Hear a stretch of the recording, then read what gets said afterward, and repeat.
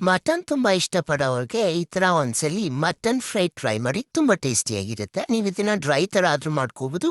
ನಿಮ್ಗೆ ಯಾವ ಕನ್ಸಿಸ್ಟೆನ್ಸಿಯಲ್ಲಿ ಬೇಕಾದ್ರೆ ಆ ಕನ್ಸಿಸ್ಟೆನ್ಸಿಯಲ್ಲಿ ಮಾಡ್ಕೋಬಹುದು. ಇದನ್ನ ಮಾಡ್ಲಿಕ್ಕೆ ಒಂದು ಕುಕ್ಕರ್ಗೆ ಸ್ವಲ್ಪ ಎಣ್ಣೆ, ಇಲ್ಲಿ ಒಂದು ಚಾಪ್ ಮಾಡ್ಕೊಂಡಿರುವಂತ ಈರುಳ್ಳಿ, ಒಂದು 4 ರಿಂದ 5 ಹಸಿಮೆಣಸಿನ್ಕಾಯಿ, ಶುಂಠಿ ಬೆಳ್ಳುಳ್ಳಿ ಪೇಸ್ಟ್ ಹಾಕೊಂಡು ಶುಂಠಿ ಬೆಳ್ಳುಳ್ಳಿ ಪೇಸ್ಟ್ ಹಸಿ ಸ್ಮೆಲ್ ಹೋಗೋ ತನಕ ಫ್ರೈ ಮಾಡ್ಕೊಂಡು ಮಟನ್ನು ಸ್ವಲ್ಪ ಉಪ್ಪು ಅರಿಶಿನ ಪುಡಿ ಹಾಕೊಂಡು ಕ್ಲೀನಾಗಿ ಮಿಕ್ಸ್ ಮಾಡಿ ಕುಕ್ಕರ್ ಲಿಡ್ ಕ್ಲೋಸ್ ಮಾಡಿ ಒಂದು 4 ವಿಷಿಲ್ ಹಾಕ್ಸ್ಕೊತಿದ್ದೀನಿ. ನಂತರ ಒಂದು ಪ್ಯಾನ್ಗೆ ಧನ್ಯ ಬೀಜ, ಸೋಂಪು, ಶಾಯಿ ಜೀರಾ, ಮೆಂತ್ಯ, ಚಕ್ಕೆ, ಲವಂಗ, 4 ರಿಂದ 5 ಒಣಮೆಣಸಿನ್ಕಾಯಿ, ಒಂದು 4 ಬ್ಯಾಡಗಿ ಮೆಣಸಿನ್ಕಾಯಿ ಹಾಕೊಂಡು ಡ್ರೈ ರೋಸ್ಟ್ ಮಾಡ್ಕೊಳ್ಳಿ. ನಂತರ ಇದನ್ನೆಲ್ಲ ಒಂದು ಮಿಕ್ಸಿ ಜಾರ್ಗೆ ಹಾಕೊಂಡು ಫೈನ್ ಪೌಡರ್ ಮಾಡ್ಕೊಳ್ಳಿ.